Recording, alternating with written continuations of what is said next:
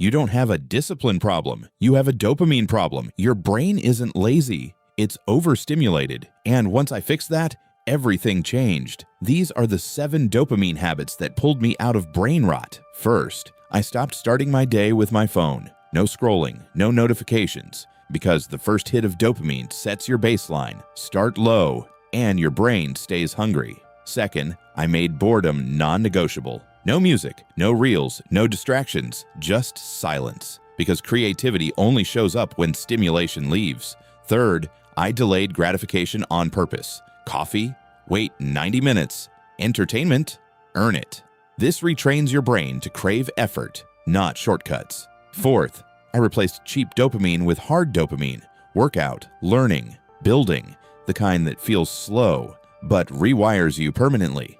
Fifth, I cut multitasking completely. One task, full focus, because every switch is a dopamine leak. Sixth, I tracked my screen time like it was money, because attention is your real currency, and most people are broke without knowing it.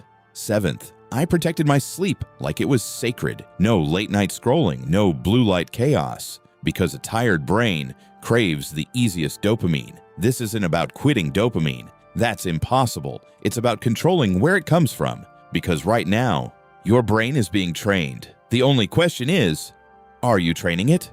Or is it training you?